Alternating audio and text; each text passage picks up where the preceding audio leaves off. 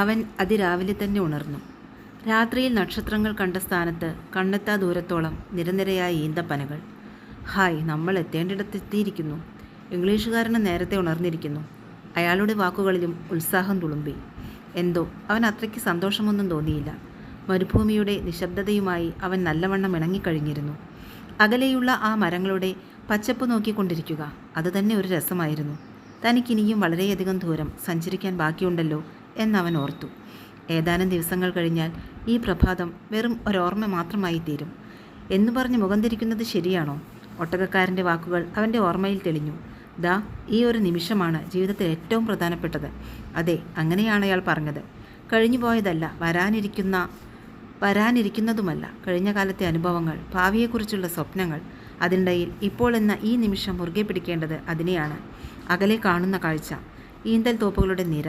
കുറേ കഴിഞ്ഞാൽ അത് ഓർമ്മയുടെ ചെറിയൊരു ഭാഗം മാത്രമാകും. പക്ഷേ ഈ നിമിഷം ആ കാഴ്ചയ്ക്ക് അതിൻ്റേതായ കാര്യഗൗരവമുണ്ട്. അത് സൂചിപ്പിക്കുന്നത് തണലും കുളിരുമാണ്, ആഹാരവും ശുദ്ധജലവുമാണ്. അതിനൊക്കെ ഉപരിയായി ഭയാനകമായൊരു യുദ്ധത്തിൽ നിന്ന് താൽക്കാലത്തേക്കുള്ളൊരു മോചനവും. ഇന്നലെ ഒട്ടകങ്ങളുടെ അമറൽ അപായത്തിൻ്റെ സൂചനയായിരുന്നു. ഇന്നിപ്പോൾ ഈ ഈന്തൽ പനകളുടെ നിരകൾ ഏതോ വിസ്മയങ്ങളുടെ മുന്നോടിയായി മുന്നിൽ തെളിയുന്നു.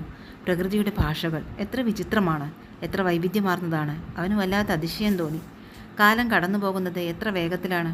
അതുപോലെ തന്നെയാണ് ഒട്ടകങ്ങളും. തിടുക്കത്തിൽ നടന്നകലുന്നു. അകലെ മാറിയിരുന്ന് കാഴ്ചകൾ കാണവേ ആൽക്കമിസ്റ്റ് ആലോചിച്ചു. നൂറുകണക്കിന് കുതിരകളും ഒട്ടകങ്ങളും ആളുകളും ആ മരുപ്പച്ചയിലേക്ക് ഒന്നിച്ചു വന്നെത്തിക്കൊണ്ടിരിക്കുന്നു. സ്ഥലത്തുള്ളവർ വന്നു ചേരുന്നവരെ സ്വാഗതം ചെയ്തുകൊണ്ട് ഒച്ച വയ്ക്കുന്നു. മൃഗങ്ങളുടെ കുളമ്പടി ഉയർത്തുന്ന പൊടി സൂര്യനെ ഏതാണ്ട് മറച്ചിരിക്കുന്നു. പുതിയതായി വന്നെത്തിയവരെ കണ്ടിട്ട് കുട്ടികൾ കാണിക്കുന്ന ഉത്സാഹമൊന്നും പറയാനില്ല. നാട്ടുകൂട്ടത്തിൻ്റെ തലവന്മാർ യാത്രാസംഘത്തിൻ്റെ നേതാവിനെ പ്രത്യേകം വിളിച്ചു വരുത്തി ഉപചരിക്കുന്നു, വിശേഷങ്ങൾ അന്വേഷിക്കുന്നു. ആൽക്കമിസ്റ്റ് ഇതൊന്നും അത്ര കാര്യമായി എടുത്തില്ല.